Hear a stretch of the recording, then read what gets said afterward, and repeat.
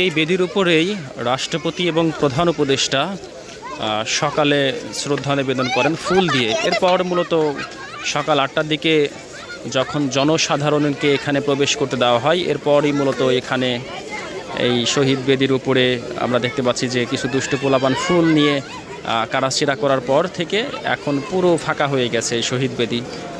এই শহীদ বেদির উপরে মূলত ফুল দিয়ে শ্রদ্ধা নিবেদনের যেই মুহূর্তটি সেটি খুব সাজানো গোছানো ছিল এবং একটু আগেই এই দুষ্ট পোলাপান যখন তাদের মনের আনন্দ ফুলগুলো নিয়ে যায়, এরপর পুরো দৃশ্যটাই পাল্টে যায় এবং আমরা এখনও দেখতে পাচ্ছি যে কিছু পোলাপান এখনও তারা ফুল নিয়ে যাচ্ছে এখান থেকে এবং তারা এখানে গেঁথে সাজানোর চেষ্টা করছে।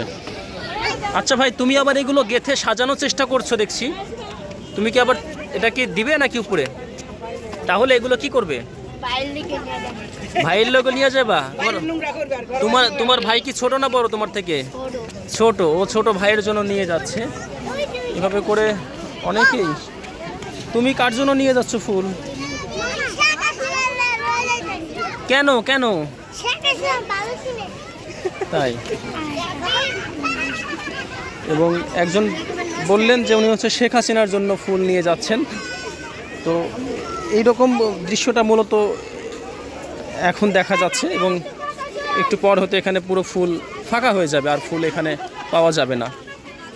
এবং সেই ছোট্ট বাবুটি, তোমার নাম কি? তুমি ফুল নিয়ে গিয়ে কিভাবে দিবে?